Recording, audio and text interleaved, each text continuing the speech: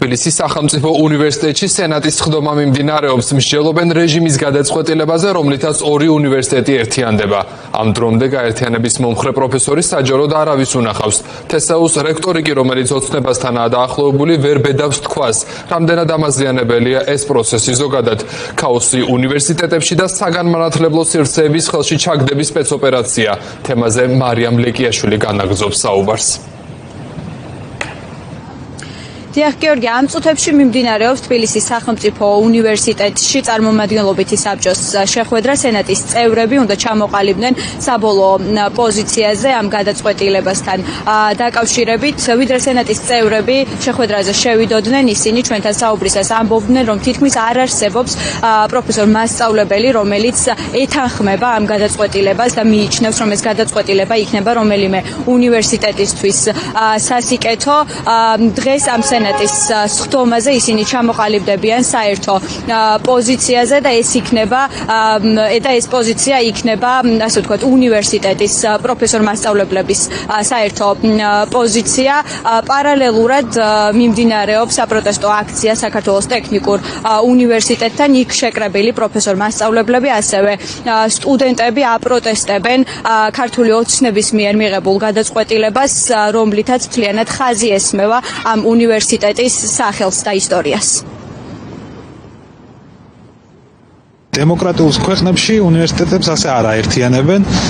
ჩვენ გვაქვს კონსტიტუციით გარანტირებული ავტონომია უმაღლესი სასწავლო დაწესებულებისა.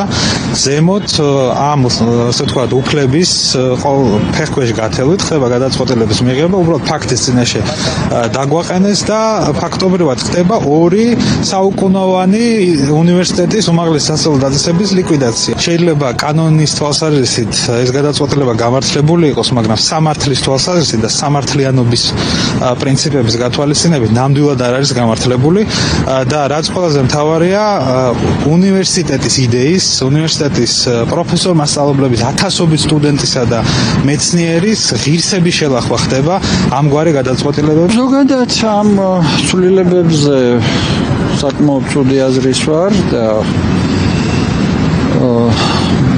მაგის ლოგიკური ნაწილი არის ეს გაერთიანებაც, რომელიც ხარც ერთი უნივერსიტეტისთვის სახეირო არ იქნება. ძალიან სასურველია, რომ აკადემიურმა საზოგადოებამ გამოიღვიძოს და თავის პოზიცია უფრო მკაფიოდ გამოთქვას. აბსოლუტურად არ მოუვა ისა, რომ ლონდონის უნივერსიტეტი შეუერთეს დაუშვათ ლონდონის უმაღლეს ტექნიკურ სკოლას. არავის თაზა ეს სასაცილოდ არ ყოფათ იმას, რა თქმა უნდა და ჩვენთან ეს კურიოზი რატომ ეს საქართველოში სულ ერთად ეს რაღაც საშინელებები წარმოებს. თუკი ღმერთმა არ ქნას და ამას გააკეთებენ ეს გაუვათ ეს საქმე, შემდეგ ამას შეამცირებენ ეს მოსალოდნელია, გააუქმებენ და მე უნივერსიტეტსაც იგივე ემუქრება იგივე სიტუაცია.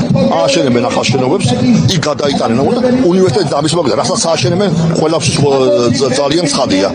უმაღლეს სასწავლო დაწესებულებებს როგორც ტრის ჯარს ისე უყურებ და მანევრებს აკეთებ, ხან მოეფერები, ხან ზოგიერთ მედიას გამოუგზავნი, რა ქვია, რომ იქ სადღაც ნაგავსაყრელი გადაიღოს დახურულ კორპუსში, სხვათა შორის კორპუსი, რომელიც შენ უნდა რემონტებინა.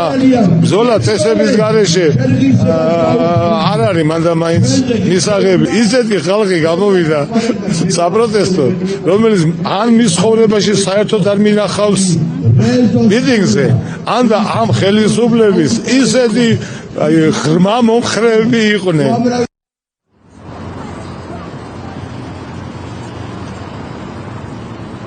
ამ ორი უნივერსიტეტის გაერთიანებასთან დაკავშირებით პირველად გააკეთა განცხადება ქართული ოცნების პრემიერ-მინისტრმა ირაკლი კობახიძემ, რომელიც ირწმუნება, რომ ამ ორი უნივერსიტეტის გაერთიანებით არანაირი პრობლემა არ შეექმნება საქართველოს ტექნიკურ უნივერსიტეტს. ამ ორი უნივერსიტეტის გაერთიანებით მხოლოდ უფრო მეტი ყურადღება გამახვილდება ტექნიკურ მიმართულებაზე, რაშიც არის მოწინავე პოზიციაზე სწორედ საქართველოს ტექნიკური უნივერსიტეტი.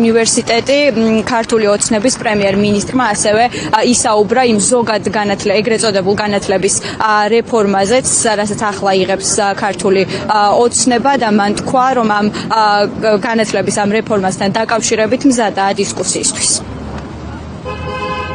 არავითარი ტექნიკური და ჰუმანიტარული გაერთიანება სინამდვილეში არ ხდება რატო?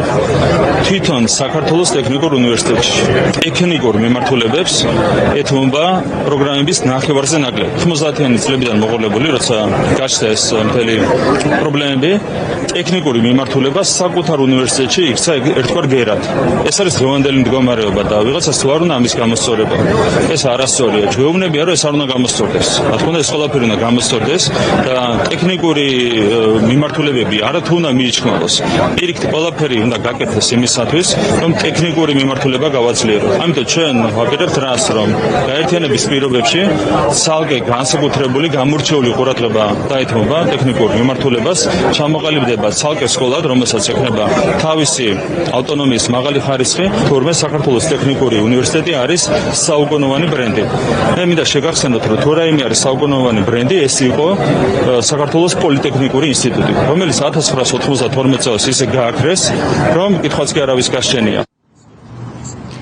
მიუხედავად იმისა, რომ ქართული ოცნების პრემიერი მზადა დისკუსიისთვის, დღეს ქართული ოცნების პარლამენტმა მესამე მოსმენით კენჭი უყარა ეგრეთ წოდებულ განათლების რეფორმას, სადაც კრიტიკული შეკითხვები არავის დაუსვამს გარდა გახარიის პარტიის წარმომადგენლებისა. შეგახსენებთ, რომ ამ რეფორმების თანახმად უქმდება მე-12 კლასი, ის იქნება მხოლოდ მათთვის, ვისაც ეს ენდომება უნივერსიტეტში ჩაბარება, ასევე ყველა საქართველოს მასშტაბით ყველა სკოლაში მოსწავლეები ისწავლიან ერთი და იმავე სახელმძღვანელოთი, ასევე პირველიდან მე-6 კლასამდე სასკოლო სკოლებში დაინერგება უნიფორმის ტარების პრაქტიკა.